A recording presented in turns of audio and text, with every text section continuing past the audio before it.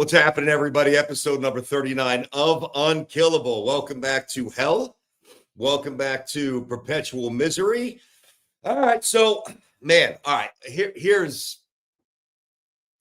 there. At least I was willing to give Justin Fields a chance. Young, mid-20s, good athlete. Holy shit, he's terrible. Wow. Justin Fields is just straight up ass as a thrower of the football. He stinks.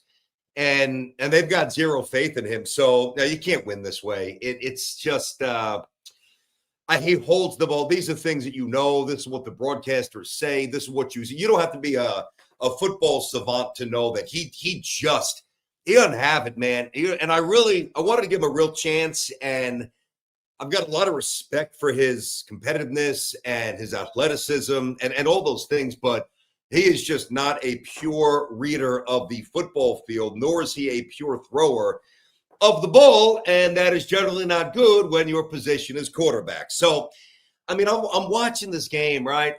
It's funny. I never get to sleep in, ever. There's always early games, and whether it's soccer for my daughter, football for my son, fall baseball, there's always something. And we had nothing today, right? We had a big party Friday night. Wow, it was awesome. In Manhattan, the 50th birthday party was the absolute best party I've ever been to. So what I'm saying is it was a bit of a late night, but because we had a lot yesterday morning, neither my wife nor I could sleep in. I didn't get a lot of sleep Friday night. I was so uninterested in this game that I set my alarm. Now, I never get to sleep in, as I said. I set my alarm for 10 o'clock this morning. Now, of course, I recorded the Jets game on the NFL Network, just in the event that I was able to sleep in. Spoiler, I wasn't, not with a 9 and 10-year-old, but like if that miracle would have occurred, like I wasn't even motivated to wake up and watch the Jets. Can you imagine that, man? I mean, think about being a football fan and it's Sunday and it's still early-ish, almost mid-October, and your team is playing, and you really don't give a shit. You really just don't care, Wow. So, of course, I woke up early. My daughter, who's 9, made eggs. They were actually pretty good. Had a cup of coffee, watched the game, as always, like this. Yeah, wow, interesting. Wow, amazing. Wow. Well, this is so much fun. The Jets had 32 yards of offense in the first half. They had 32 fucking yards. 32. They had 1 yard. What was it? I want to say, was it 4 minutes to go? Yeah. With 3 minutes and 23 seconds to go in the second half. The Jets didn't have a single first down. They had 1 yard of offense. What? Oh, my God. And then, well, it just sounded like Beningo there. Oh, my God. And, from Denver's perspective, who was a good team, I mean, they looked horrendous today. And the Jets definitely did some better things on defense and getting after the crowd. You see the difference with Jermaine Johnson out there, who had a nice sack late. Of course, the Jets had no timeouts left. How in the world, as I jump around, how can you get to the 2:40 mark of a one-possession game and have no timeouts? How is that possible? Well, it's possible because one of the things that the Jets did, and I just didn't understand this. All right, let's see. So you got to backtrack some of these notes here. All right, so it's 10-9 Denver, 5 minutes ago, 0-2, pass interference, holding. That was when they threw 2 flags on Denver. They declined the interference. Jets did, obviously. They take the holding. It's in the end zone. You get the 2 points. It's a safety, 11-10 Jets. Where was the sequence where the Jets called was that the page before? The Jets called the timeout. They called the timeout. It was on the Fields run. They called the timeout, and they try to determine what they're going to do. And after the timeout, they punt. Oh, God. God almighty, I can't stand watching this team. Really just here it is. So 4th and 1, 10 minutes and 23 seconds to go, fourth quarter. And it was a pretty good run. And listen, I understand if you're going to type it in the comment section, whatever. I understand that there's a point where, all right, you're not sure about the spot. You want maybe an extra minute or so to, or whatever, to look it over. Did they mismanage the spot? But you can't have no, not that it would have mattered. Jets would have won the game, but to have no timeouts with 2 minutes and then to go and punt. It's not like you called the timeout to look at the spot, which they did, and then decide, well, maybe we'll go for it. And and then they punt the ball. I mean, it's just feeble, and it's just so mindless. 13-11. Let me ask you a question here. Now, before I rail for a moment on I can't stand this international series. I absolutely detest it. But before I even get to the international series for a moment, like in totality, encompassing the entire NFL, let me ask you a question here. If you are the NFL and you are trying to grow the game of football, why the hell would you send the Jets out there? Send some good teams. And then you got these doofuses in the stands. Like I saw a Mark Sanchez jersey. The camera got away from that quick. You see jerseys of teams that aren't even on the field. It's just, I can't stand it. It really does bother me. Like, this isn't me just, I don't even know if I will, launching into a possible rant here, because I've said this for years about the NFL, and this inherently bothers me. And who sticks up for you? I will, and I do, and I always have. This goes back years, whether it's, with Tiki doing national, it's come up a few times with me and Sal. Like, I can't stand the concept of taking one home game. Now, the Jets are atrocious. The Jets are going nowhere, right? And more on big picture in a moment on the Jets. But to take a home game, like imagine if the Jets actually were pretty competitive this year. And the NFL didn't know that they'd be 0-5 coming into this game.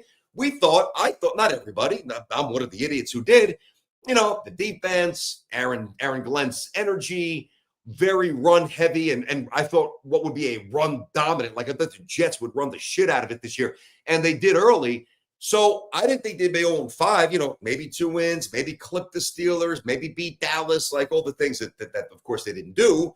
I didn't think they'd beat the Bills, but like to send the Jets there and well, I'm kind of mixing things here because it's the concept of the international games, which I can't stand, because you're taking something that's so sacred. So many people, right, revolve their weekend around 8 home games.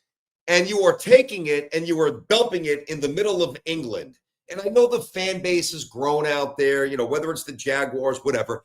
I'm not saying they don't know the rules or have a love for football. I get it.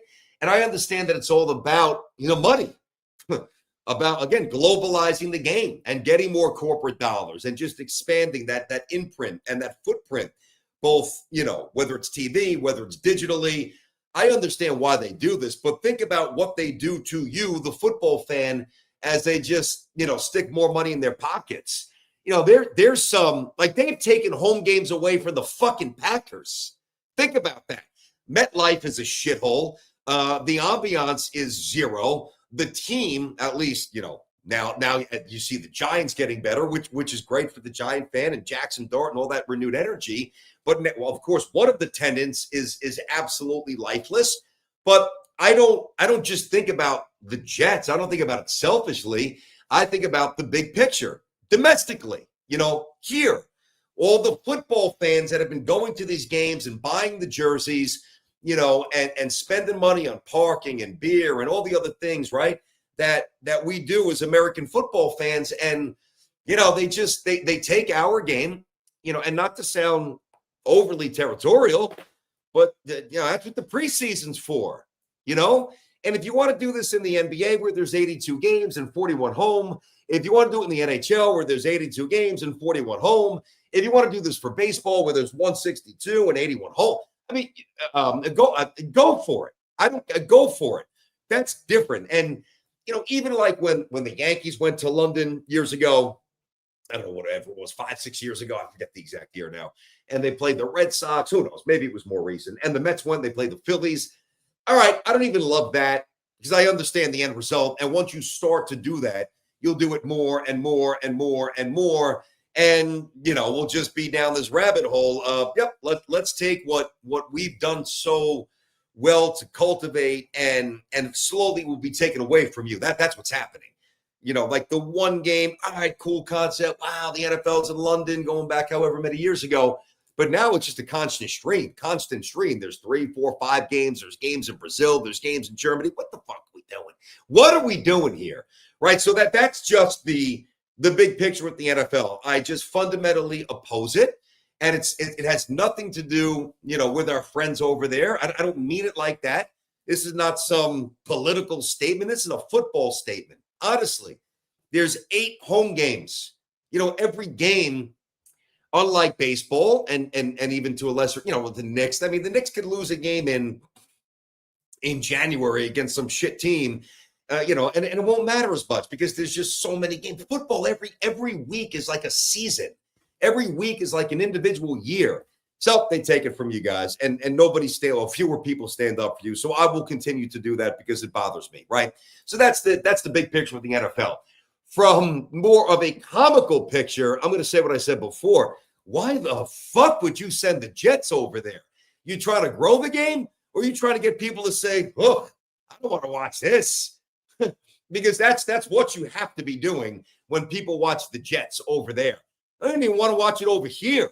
And I'll tell you what, if you're going to lean into Europe, which is obviously an amazing backdrop for soccer, and probably at this point, the global sport encompassing everything. Well, if you're going to go that far with the NFL International Series, why don't you adopt a few rules from soccer, and apply it here? And here's a good one. If you are that bad, you know how they can, and I know nothing about soccer, how you can relegate teams. You don't do well, you get relegated to a lesser division, make less money, and you got to earn your way back. Well, how about we relegate the Jets? And not where they're going to be in a different league or a different division, because that's not going to happen. But how about this as common ground? Little middle of the road agreement. When you're this bad, how about we do everybody a favor and at least we relegate you where you can't play football on TV? You want to huddle by the radio, you want to listen on the app, you want to let the mind's, creative eye take over as you piece together the sounds from Bob Wischusen, who's amazing. Go for it. Be my guest. That's fine. But who wants to watch this? I mean, it is absolutely heinous, man. And think about the mistakes that Denver made. Touchdown, turnover on the opening drive. They gave up a 72-yard kickoff return, which, of course, the Jets couldn't do anything with in terms of the touchdown, but they still, they got gashed there. They had a fake punt conversion go against them. They had holding in the end zone for a safety, and they still win the game. It's gross. The play calls, it's so evident. They are screaming, "We've got no faith in Fields. We got none." His throws are always late. He always hands up. Like, let me just see if you can see this, right? I mean, I know you'll be able to see, but let me just show you. Do I have a marker here? Yeah. All right, so this will be a little bit better. So here, schematics. You guys see this? All right, schematics 101, right? So if you got a wide receiver here, and he's running a route here, boom, and it's an out cut, right? And you're the quarterback here, right? Whether you roll out a little right, whether you do a little 3-5 step drop, whatever it is, right? You don't throw the ball when he's here. You don't do that. What you do is, it's called anticipation, right? He gets to the top of the route, and as soon as he puts his foot in the ground, you know where he's going to go. And just as he begins to cut, guess what? Right when he's about here, bang. There's where you whistle the football so that when he gets there, he turns and it's on him. Not Justin Fields, not the New York Jets. It is basic shit. If the Jets would have won today, and this is let me make up some preposterous possibility where the Jets can mess around for a wild card. No, that's not what I'm doing here. Obviously, I'm not an idiot. Although I thought maybe they could do that at the beginning of the season, so maybe I am actually an idiot. But if they would have won today, they've got Carolina coming up. Then you got the Bengals without Joe Burrow. And again, it's not about stretching wins together to be in position to win, 9 or 10 games and be a wild card team. It's about a culture. It's about just throwing a few bricks out there and slowly, incrementally building at least the foundation of a winning home. You know what I'm saying? Like, I never thought that I would do this. For some reason, we years ago, my wife, and I'm happy we did it now, but in hindsight, I'm like, in real time, I'm like, there's no way I could do this. I don't know anything about building a home. So we had we had two children. They were young. We had to move out of our apartment. We outgrew it. Obviously, it's time to go to the suburbs and find a place to raise the family, right? So we're looking all over New Jersey, all over. Looked at some beautiful homes, couldn't settle, on anything. And I'm at the Super Bowl, and was that Atlanta? I forget which one. And my wife calls me up. She said, "Hey, there's this big piece of land where we are now, and they're building some homes there. Let's investigate." I'm like, build a home. Now I've done demo construction during college jobs. I had no problem rolling up my sleeves. Like, I painted my kid's nursery. I got no problem going out there and, cleaning my fence, or again, getting my hands dirty, like cleaning the garage and painting the garage. Build a home, like from the ground up, build a home. I have no idea. So she won that, and she was actually right. But the point is, as you build the home, first you got to level the land, and then you got to pour the concrete, then you've got to have the foundation, and then the walls, the wood, and then of course, here's the sheetrock, and then eventually you have the shell of a home. And then as you get deeper and deeper and deeper into it, now it becomes a little bit more fun from our perspective. Like, all right, let's pick the tile. What are we doing for the basement? Which, spoiler alert, was always going to be the man cave, which it is. A little poker room down there as well. What are we doing for the splash tile? What are we doing for the island, for the kitchen? What are we doing for the kids' rooms here? What are we doing for the coffered ceiling? Like, before you can get to the nice stuff, you got to at least have a fucking wall. A wall. 4 stable walls, to support the rest of the nice stuff. So I say all this because today, if they would have won, they would have had a wall up, at least one. You're not the butt of everybody's joke. And it's not like they would have beat a bad team. Now, it's funny, Sal and I talk about this on our show on The Fan. And to his credit, although, I don't know, maybe it was overstated, but looking the way Denver looked today, he was on Denver for a while. He really liked Denver. And I'm like, yeah, I know they got Peyton. I know Bo Nix was interesting a year ago. I know they can run it. I know they got deep. So they're a good team. It's like they would have beaten some, team comparable to the Jets, right? It would have been a wall. And then guess what? If you find a way, even if it's ugly, if you find a way to beat Carolina, that's another wall. You know what I mean? And before you know it, maybe by the end of the season, you actually have 4 walls. And then, at least maybe you could put the roof on. And then during the offseason, during the draft, during free agent, player development, well, now you start to sprinkle on some of the nicer stuff. Again, the tile. Are we doing wood floors? Are we doing tile? Whatever we're doing. That's how you build a foundation of a home. So, they can't win. They can't win. And, this is just, it is what it is, man. It really is. Let me see if anything else jumped out from some of these notes real quick here. And then I'll get some of these messages. Wow. All right. Let's see. Fields eyes up. I just got to see. I got to make some sense of this quick stuff here. New York with only 3 penalties. All right. Oh, hold on. No, that was the previous game. What am I doing? All right, that was definitely the previous game. I'm an idiot. This team makes me sideways here. All right, Denver. You're talking about field goals early on. First 4 possessions, 1 yard. Listen, you saw all this stuff here. The fake, but to whole first down, I appreciate it because that is at least the attempt to establish, I'm going to use the word culture again. Like, there's the bigger picture, of course, is wins, right?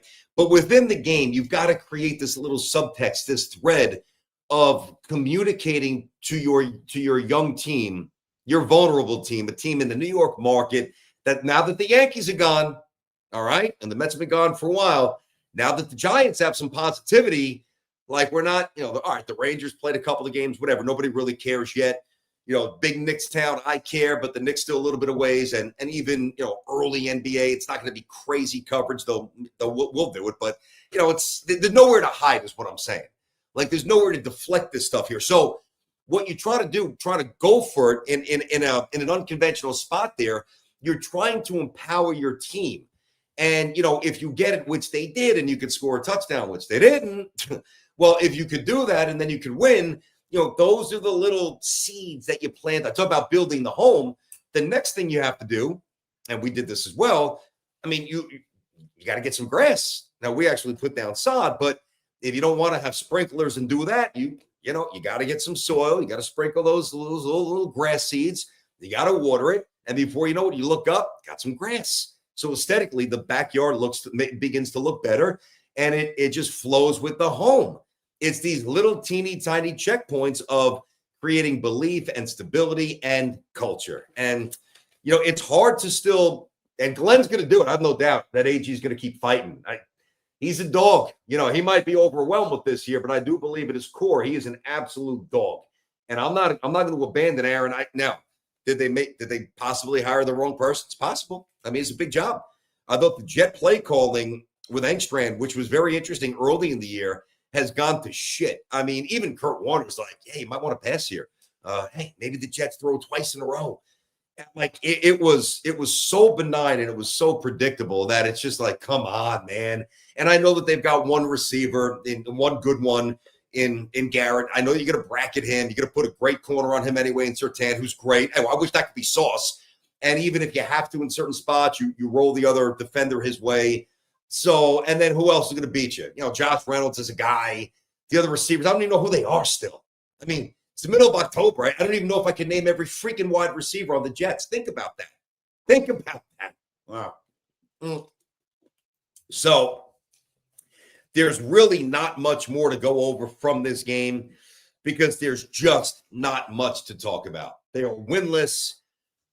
I'm not, I guess I've maybe used the word hopeless in the past. I try to avoid that because, I mean, if there is no hope, then what are we doing here? Why am I wasting my time? Why are all of you loyal, awesome, phenomenal, unkillable fans and fans of what I do, which I truly appreciate, whether it's here, whether it's on the fan, whether it's on social. I'm not going to abandon that. I'm not going to abandon you. I'm not going to jump ship, so I'm going to find things to talk about, and the things today, if I really just, button this up here and boil it down, you have a quarterback who can't throw. He just can't make that anticipatory throw. He can't. It's funny. My son had a game yesterday. It played well. His teammates, he and his teammates did a good job. They won. And they throw the ball a little bit. It's 10, it's 5th and 6. He's a 5th grader. He's the quarterback. And, I tell him, made some good throws. One time he held it too late.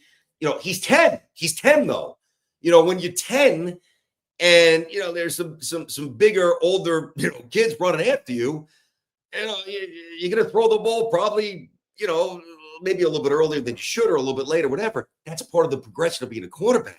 When you Justin Fields and you played at Ohio State and you were a top 10 pick, or maybe he was 11. I don't even know what number he was drafted. Maybe he was 11. And but still a premium draft pick. And you've been, with multiple teams, one shit franchise in the Bears and one really good franchise with the Steelers. Like you can't come here in your mid-20s with a bunch of starts under your belt and still waiting until the guy is open to throw the football. You'll never be good. You'll be a backup, or you'll be a starter on a winless team or a team that's, 5-12 when it's all said and done. Like these are things you got to know by now. And if it hasn't been instilled by now, it will never be instilled in Justin Fields. So, listen, he's a good teammate and I think he's tough and I think he's good for morale. And I know he's a worker. So I don't think there's any negative traits that are going to derail, like emotionally, what Aaron Glenn and culturally what Aaron's trying to do here. So it's not like I'm looking to kick the young man to the curb here, but here's the bottom line: finances. All right. And it's what have you done for me today? And it's a financially driven league based on the punitive nature of salary cap implications. Right. So they signed him and I was fine with the signing, kick the tires, but I thought it was fine what Muji did. $20 million this year, 20, which is fine for a starter. It's cheap. And $20 million next year, only 10 of which is guaranteed. So there's a nominal commitment next season. But we know you're going to have to find a quarterback. And I watched the Oregon Indiana game yesterday, and I know some other quarterbacks, I tweet about this stuff, so you definitely want to follow me on social media because that's a game that I told you as a Jet fan to dial into. It was a 3:30 kick. I don't watch much college football anymore because I am not. I mean, it's bad enough I got to do it with this team. I am not sitting on my couch all day with a 9 and a 10-year-old and a wife and good weather, although it's pretty shitty today and yesterday here in the Northeast, with things to do and soccer games and, beautiful fall weather to enjoy for the most part. Not doing it, I'll tape games. I'll follow mock drafts. But yesterday was one because the games were early and my daughter had a bye with soccer where I'm like, I'm watching this game. And, Moore for Oregon was not good. That's a great win by Indiana. Mendoza looked much better, in control, a little game manager-ish for me. I didn't see any incredibly dynamic qualities, but still interesting enough where, maybe if the Jets were to trade down or what, I don't know. It's a little bit too early for that. And I'm not even saying that Moore's completely off the table. I do think he's a talented young man, but Indiana's defense is really good, and it has been really good for a couple of years now. But that's where we're at, man. I mean, it's the middle of October. Season's over. We know that. And, of course, with the Jets' luck, and they'll be there maybe with the Browns. I got to look at the standings again. Maybe the Panthers, some other – actually, let me just look at my phone real quick here so I have all the teams. I know I'm ignoring some basic stuff. What's going to be interesting for the Jets here, guys, is that, wherever, and they'll be drafting top 3, top 4, could be first overall, obviously. But wherever the Jets draft, you've got to be lucky. I'm just looking at this 0-6, the updated standings. Good God. All right. So number one, you'd love to have a great quarterback like a Luck or a Peyton. Of course, our luck is never that much, so that's not the case. There is no surefire first overall pick. There's no John Elway. Doesn't mean it's not going to be a superstar, but there's no consensus first overall pick, nor will be. I don't think there will be, even by the time we get deep into the draft process. This is very much going to be subjective. 2 or 3 guys. There's going to be some trades, whatever. All right, so who's going to be in the market for a quarterback? Let me just jot down some. Then I want to look at some of these messages here, right? All right, so obviously the Jets, the Browns, depending upon, when Sanders gets in there, what he looks like. Browns could be in play, even though they're 1-4. Now the Titans, I think the Titans really are the worst team in the NFL, even though they've got to win.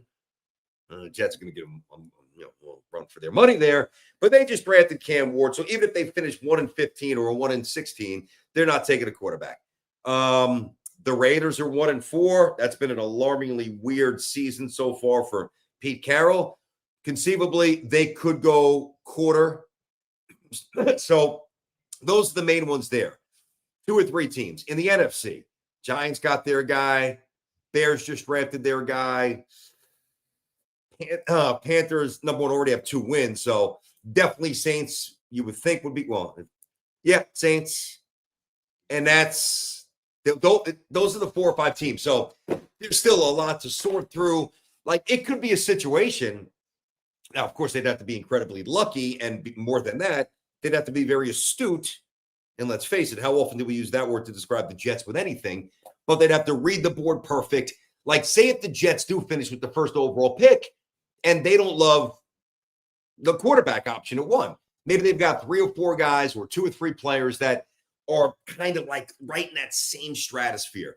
No home run, couple of doubles, maybe a triple, not enough to say, boom, absolutely, that's our guy. Well, but maybe another team views one of the players that the Jets are only 85% in on, if you follow me, rather than 100. Well, maybe the Jets could scoot down to 2, 3, 4, 5, whatever it is, and you acquire more draft capital, and they can still get somebody that they like just as much or even slightly more than the team that they trade with who takes whomever at 1. So there are legitimate possibilities to get better. But just, looking at the Jets here, I mean, it is so basic. You need. Now, I think Mason Taylor's going to be good. Didn't see him at all today. That was disappointing. But I think they've got their tight end of the future. Maybe they trade Brees, and maybe that. Listen, they may trade him this year. We know Allen's out for a while, probably the whole season. I'd like to see a little bit more from Isaiah Davis. Everybody says Jets had going in 3 really good running backs. All right, they might, but I like to see Isaiah Davis do something to validate that. I'm not saying he doesn't have any talent, but I want to see a couple of good games from this kid before I think that he's as viable maybe as some. So they absolutely need a second stud receiver. And we know Garrett's game. You can throw him in the slot. He can beat you outside. He's incredibly gifted. He's a great, I don't use this word, I don't throw the word great around recklessly. Garrett Wilson's great because he's already been great with shit around him. Absolute shit.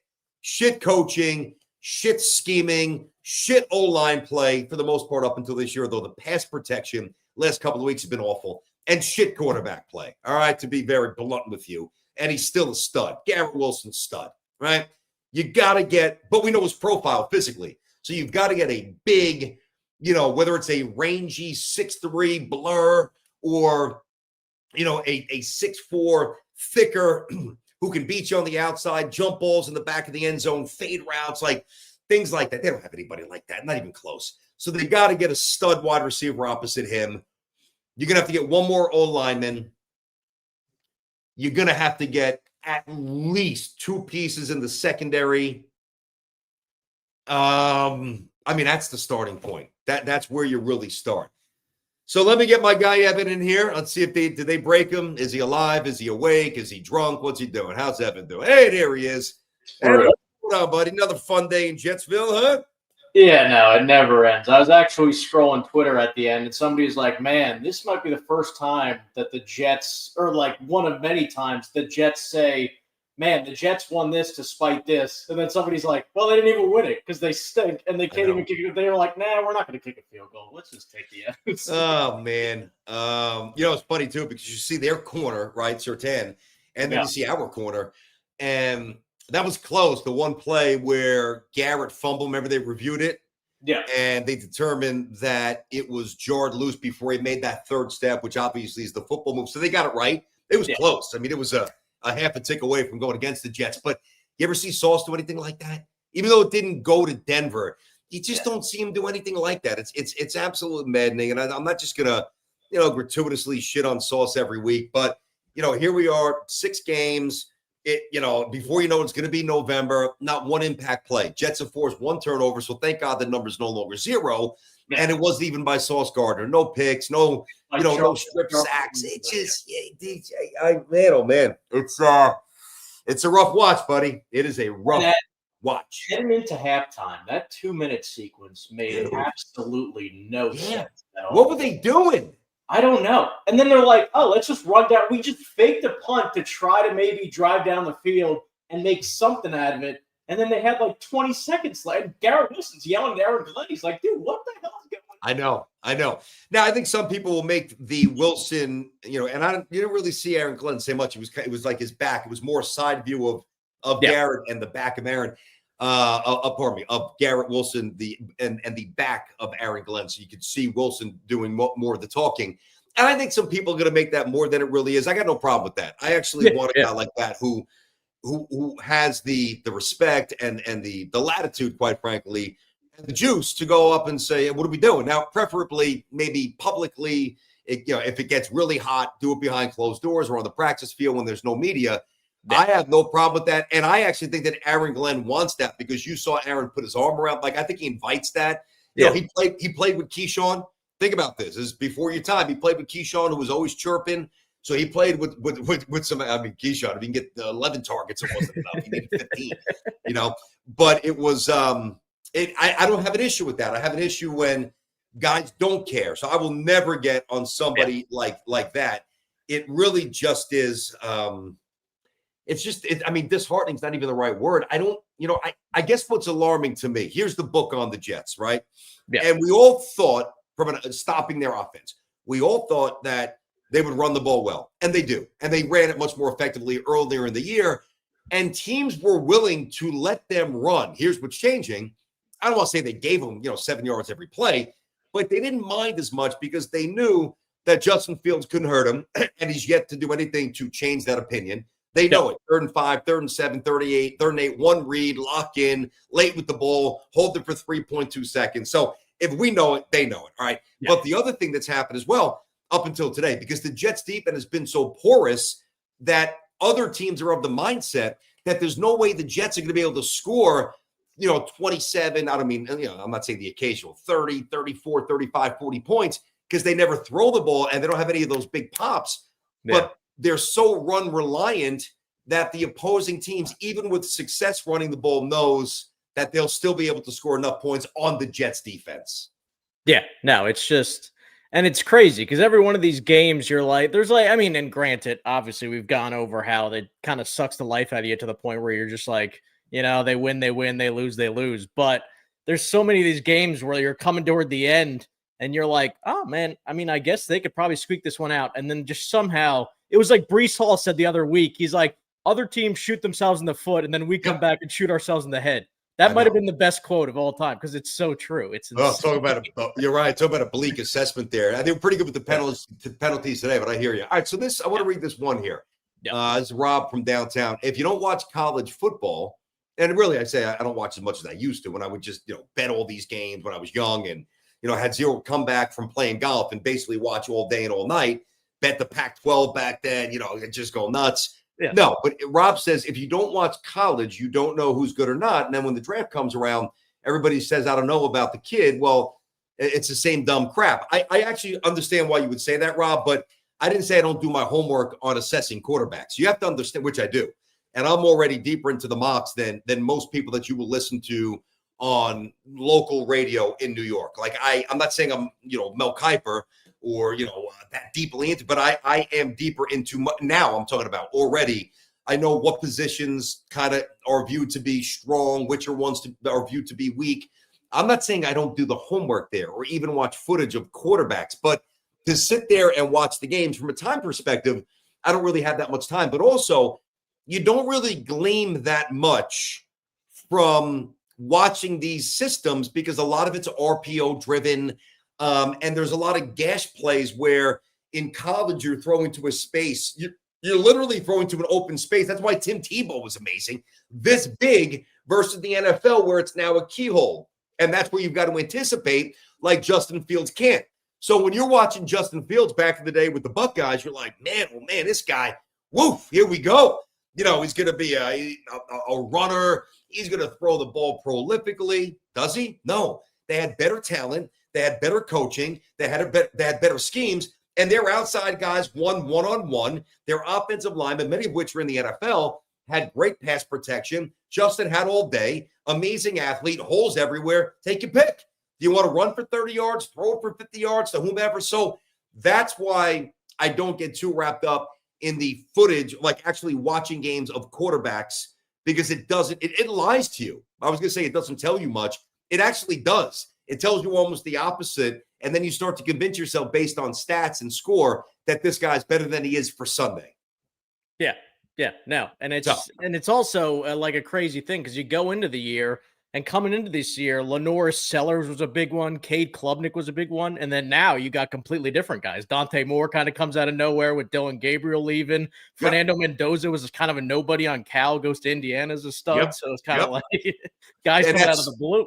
Yeah, and that's why I really did watch that game yesterday because Mendoza played against Dante Moore. Great venue out there in Oregon. It was just a night. It was a little chilly, a little overcast, a couple of really great coaches, 2 top 10 teams, a lot of good defenders. So, no, I definitely did.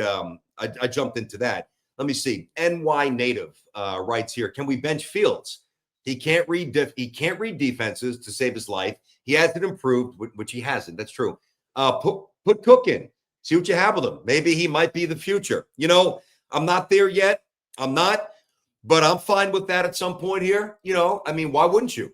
Cook looked pretty good in the preseason. You and I talked about him a very little bit.